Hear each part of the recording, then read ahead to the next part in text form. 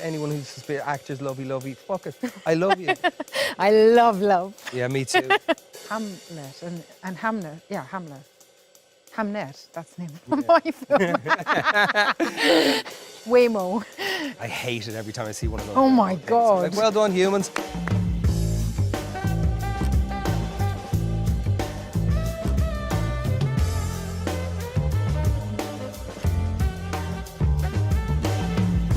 I'm so happy to So see well. you. Come on, we have a hug then. I'm so happy for you. For so many Oh reasons. my What's your God. noggin? What's your noggin? I'm overly like shy and like thrilled. I'm shy as well because I watched Hamlet last night and I started it at about 1 o'clock in the morning, so thereby ended the course at 3 a.m. and just, I was astonished. I worked with Peter Mullen once. Amazing. There's no one better. And then I went to the Screen Cinema and I saw My Name is Joe and I saw him in that and I couldn't really talk to him the next day. And I had a bit of that this morning when I woke up. I was like, oh, geez, do I have to see this one? Do I have to see her now? Do I have to see her and sit in front of her and talk to her about what? About anything? But no, delighted to be here. But I was like, what is it? Is it intimidation? Is it, what is it? But it's just like, honest to God, it's just awe at what you all went through.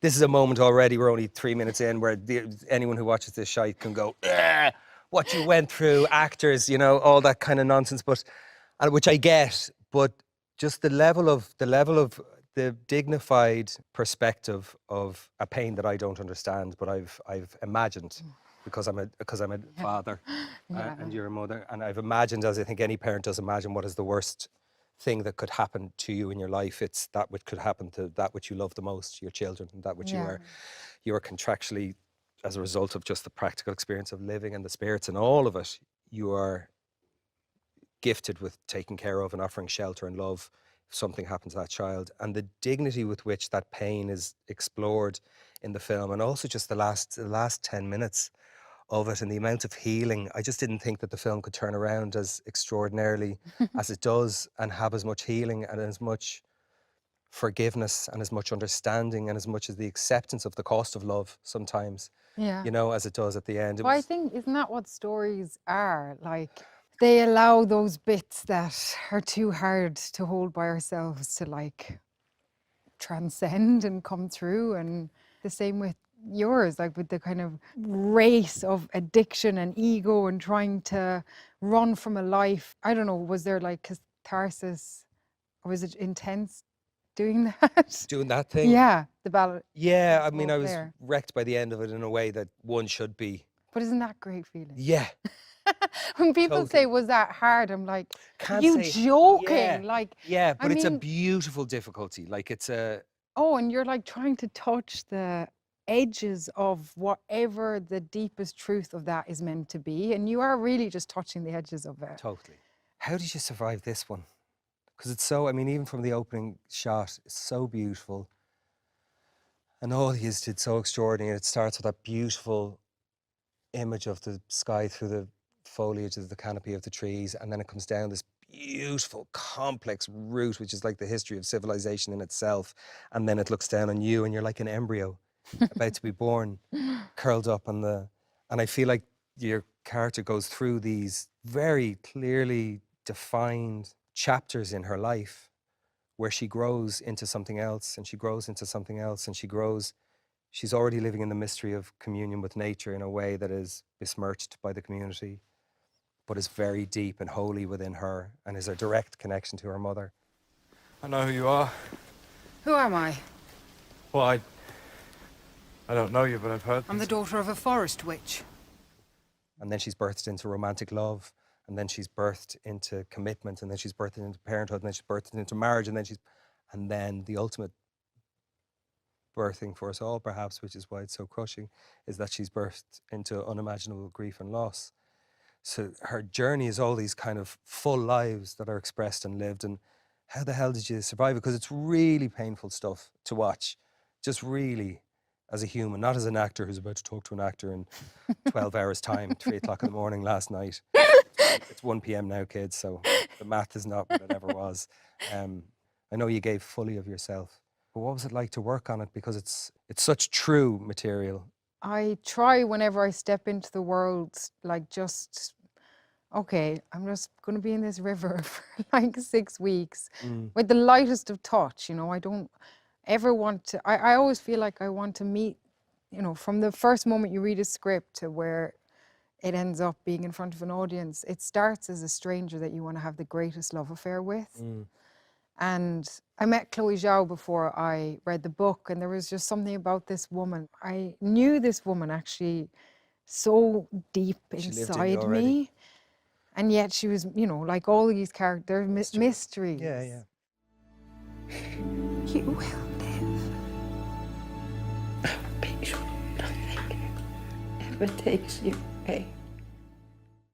I always have to have a level of unknowability and something scary, you know, to touch that grief is, I was like, I don't know where to go. Yeah. You know, where do you even begin with that? And I had just come back from filming Bride in New York, and I was like cracked, wide open, broken. And Chloe just really wants you to be as present as you possibly can. And she's like that too, you know, she's working to meet the material herself Yeah, in I that know. way. And the way she works is so like making a soup, you know. She wants you to be present. She wants the whole world to be present, like the crew, everything. And you're all just stepping into the vibrations of what is the most essential essence and potent essence of each scene. And what happens within it is none of your business, you know. And I don't want to project any idea of what a Yeah, grief yeah. like that would be, or who this woman is with this man, with these children, until I actually am in those scenes. And so a lot of the stuff, I didn't know where it was going to So you take didn't me. rehearse much at all? You spoke a little bit, We hardly spoke. Yeah. It was like a language that felt right for this character, and we started being very conscious of our dreams. Ah, lovely, yeah. And they became kind of tools for me to, in an abstract way, fever dream around the scenes in some way. And that became the thing. I would like fever dream write every night before the scenes and then send them to Chloe, send a piece of music and not talk about it at all. And then if they showed up, great. And, you know, I don't know if they showed up. Bits of them showed up. I could see bits of those things. Yeah. But I think if I'd come in and tried to put some idea of what this person was, I mean, that's her whole thing. She's kicking back. She's so like engaged with her body, with her ancestry, with life and She's death. so alive to the moment, every moment. Yeah, with her mind, with his heart, with his capacity, with, you know, and in a very simple way of touch. Like to touch someone's hand is like, Yeah. we do it all the time. Yeah, absolutely.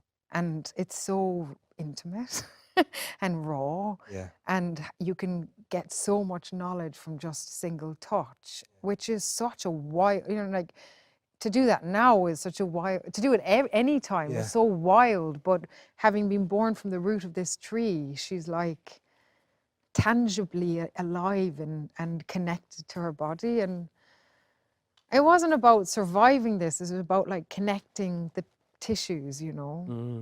And maybe in the bits around Hamlet's death, I knew I had to go to a place.